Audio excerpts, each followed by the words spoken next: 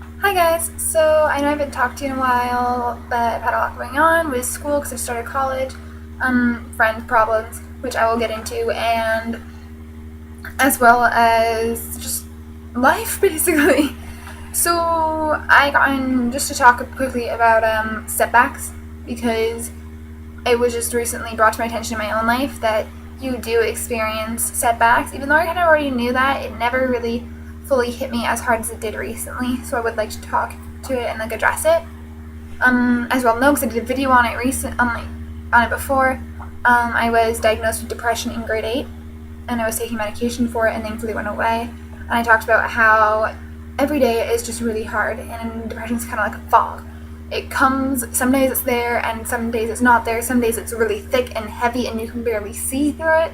And some days it's just a thin layer, and it doesn't really bother you. You can go 3 years without the fog being there anymore, and then all of a sudden it can hit you like a tidal wave, and you feel it more than ever. I recently got into a big fight with my friends over some stupid thing. It was more of like a you said this when I really didn't, and then everyone started to turn on me and kind of like pick on me and whatever. And it kind of, sorry, it's really emotional. It kind of just brought me back to like the hard times in my life in grade 8 when what happened was in grade 8 I used to I never cut myself, but I would think about it because like it's just depression. And I actually, when having my friends, I actually ended up starting to cut myself. I only cut myself a few times, but I did it. It was, I don't know if you can't still see it, but it was just a few times right there on my wrist. They didn't even scar, so they're gone. But it is to address that, like, yeah, you can have setbacks, and I'm past it now, you know, it's like, okay, I did it once. I felt really bad about it after. I was like, what the hell, Katie, like, I felt really bad about it because it just made me, like, it made me even more upset, actually. It didn't even help, it just made me more upset because I was like, what did you do and stuff, like, you're so much better than this now, you know, like, you're past that point, you're moving on, and you did that, and, like, it honestly, it just wants me to address, like, cutting, is that it honestly will make you feel worse than if you do it. Like, you have a few moments of relief because that pain, because like your emotional pain's gotten so bad you just can't take it anymore, and that relieves you from it. But then you feel really bad because then you're like, oh my god, what have I done? Especially if you've moved past it and it's almost like a relapse. So that was really hard. But on a happier note, that happened to me. So like you can have setbacks, you can have like almost like a relapse, but it's okay. Everyone has them. Like, just push through it and persevere, and it'll all be okay in the end. Basically, what I want to say.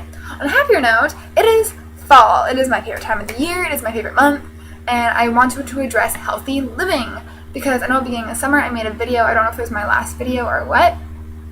Addressing insecurities, because summer really does bring out a lot of insecurities about, like, am I the right weight? What do I look good in a bikini? And all those things, because basically in summer your body is out on display for the world to see, and that can be really hard on your self-esteem and your emotions and your insecurities and everything. I know it always is for me because I'm always like, I'm too skinny and whatever.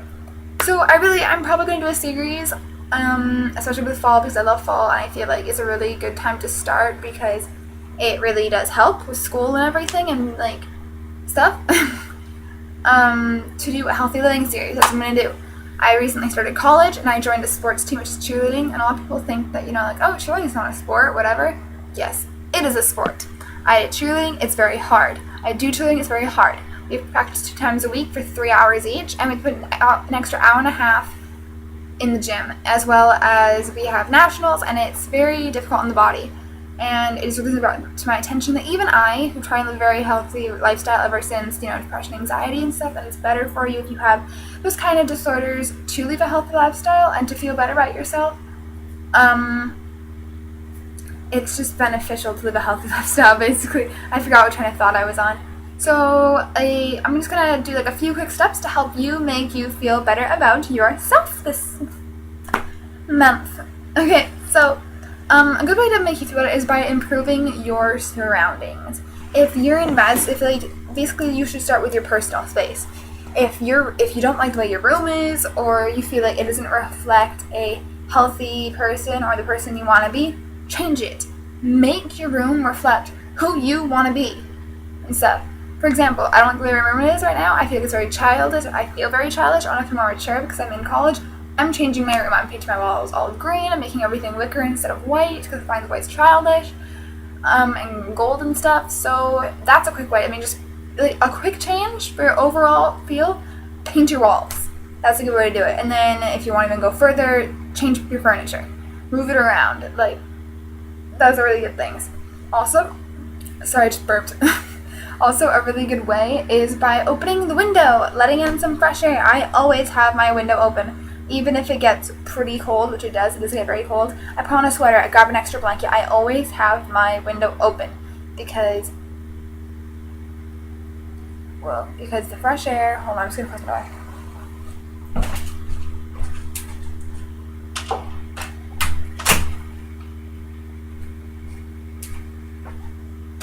So that because the fresh air just, like, it feels fresher, it makes you feel better, makes you feel rejuvenated and awake, and it's great. Also, exercise. Just daily exercise is really good for you. If you want to join a sports team, that's a very good way to get extra exercise that you need. Those endorphins are really good. They make you feel better. They make you feel better. They make you while you're exercising, put off pleasure things. So you feel better while doing it, and then you feel better after. And you can feel really good about your body image because, then you think, well, I'm doing something. I'm not just sitting there and going, I don't feel good, which you should be doing anyway. Every shape and size is beautiful, and it doesn't matter what you look like. It's the inside that matters. Everyone is beautiful. It's an ugly person on the inside that makes an ugly person on the outside. If you're beautiful inside, you're beautiful outside. But a way to help, I know sometimes though that doesn't always work, just thinking that it can still get to you, and it got to me. Exercise really good, even if you can just do yoga. There are yoga routines on the internet. My favorite yoga person on the internet is Tara Stiles. I do her videos, and I do yoga right when I get up in the morning before even moving my bed. I do yoga. I do it the last thing before I go to sleep. I have one during the day. I have stress yoga. I have yoga for inspiration and concentration and determination and all these other things. Yoga is really good for you. It makes you feel good. It stretches you out. It reduces flexibility. It speeds up your metabolism. It's very good. Another thing I love is candles. Candles make you really feel really good because you can have certain scents depending on your mood. If you want to relax, lavender is really good. If you want to feel more awake, spicy scents like cinnamon or fruity scents like apple and lemon, they really help you too. So a few candles I'm living right now from Bath and Body Works are, I'm just going to show you, it's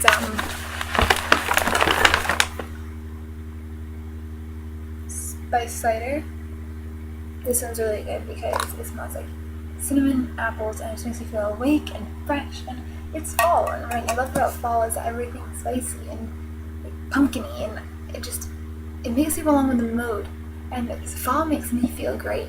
I love fall. It makes me so happy. So by buying a lot of candles and surrounding myself constantly with the smell of fall makes me feel happier. See how that works? If, say, spring is your favorite month, then wait till spring and buy in bulk a large amount of spring candles and then have them around all year round.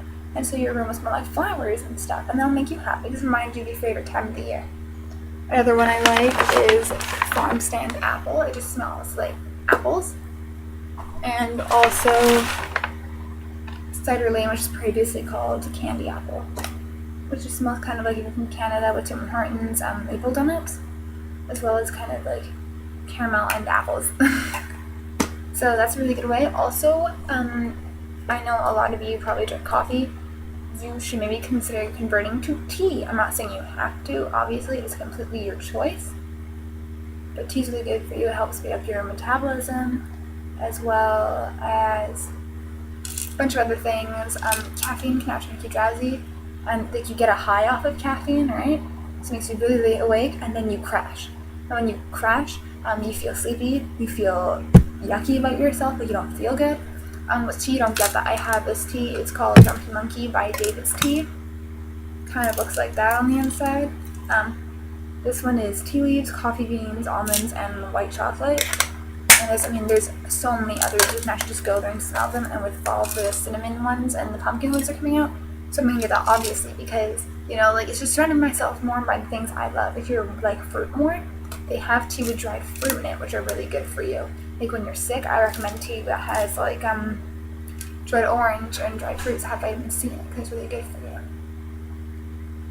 This one has caffeine in it and stuff, and the caffeine is really good for you because it gives you a bit more caffeine, a bit jumpy like coffee, but you don't get the instant high and then crash. It kind of lasts throughout the day, which I love.